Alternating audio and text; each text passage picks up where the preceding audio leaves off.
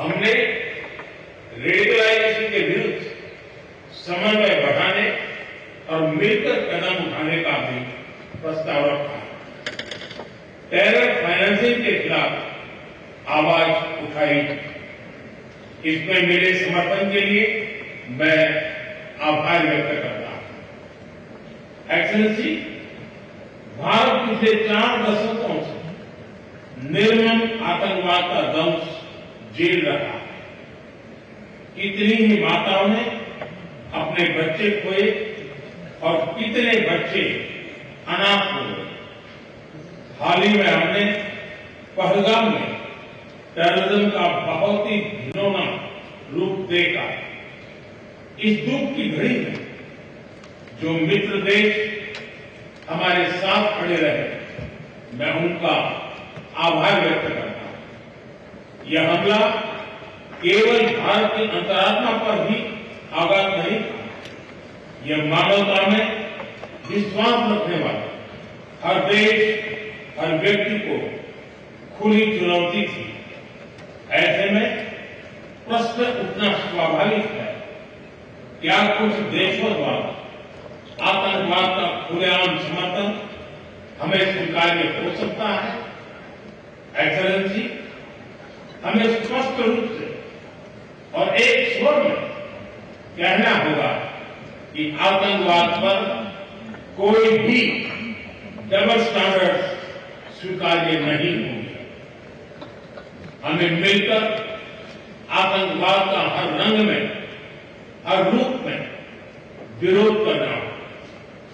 ये मानवता के प्रति हमारा दायित्व है। एक्सेलेंसी, अब मैं दूसरे स्तंभ सी यानी कनेक्टिविटी पर अपने विचार रखना चाहूंगा। भारत का हमेशा से मत रहा है कि मजबूत कनेक्टिविटी से केवल व्यापार ही नहीं बल्कि विश्वास और विकास के द्वार भी खुलते हैं। इसी सोच के साथ हम चाबहार पोर्ट और international north south transport corridor जैसे इनिशिएटिव पर काम कर रहे हैं। इनसे हम अफगानिस्तान और मध्य एशिया के साथ संपर्क बढ़ा सकते हैं। हमारा मानना है कि कनेक्टिविटी के हर प्रयास में संप्रभुता और क्षेत्रीय अखंडता का सम्मान होना चाहिए। यही एससीओ चार्टर के मूल सिद्धांतों में भी विदित है। Connectivity that bypasses sovereignty, losing trust and meaning. Excellency, तीसरा स्तंभ है O यानी opportunity. Opportunity for cooperation and reform. 2023 में भारत की अध्यक्षता के दौरान नई ऊर्जा और विचारों का संचार हुआ।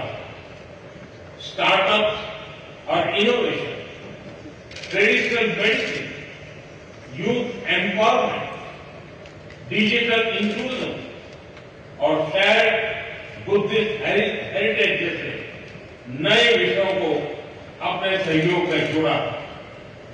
हमारा प्रयास था कि एससीओ को सरकारों के परे भी ले जाए। सामान्य मानवी, यंग साइंटिस्ट, स्कॉलर्स और स्टार्टअप को भी आपस में जोड़े।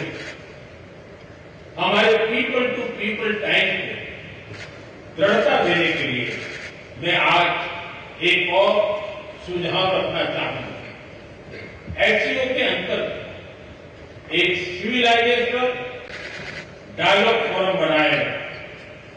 इससे हम अपनी प्राचीन सभ्यताओं, कला, साहित्य और परंपराओं को वैश्विक मंच पर साझा कर सकते हैं। एक्सेलेंसी, आज भारत रिफॉर्म, परफॉर्म, ट्रांसफॉर्म के मूल मंत्र पर आगे बढ़ रहा है।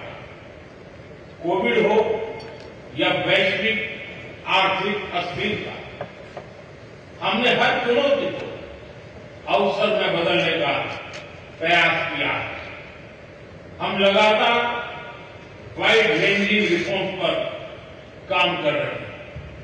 इस देश में विकास के साथ साथ अंतर्राष्ट्रीय सहयोग के लिए भी नए अवसर खुल रहे हैं। मैं आप सभी को भारत की विकास यात्रा से जुड़ने के लिए आमंत्रित करता हूं।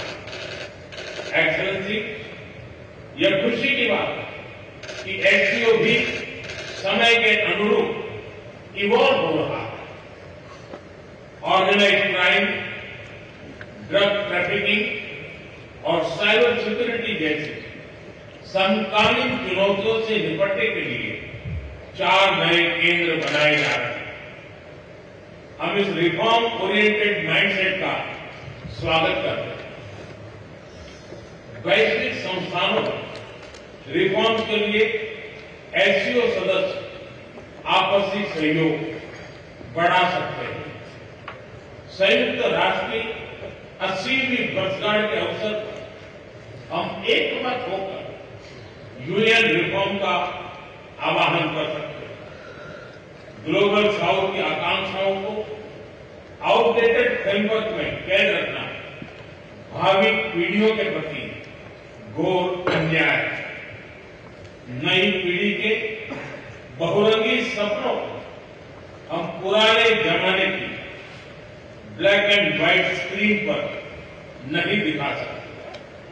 स्क्रीन बदलनी ही होगी।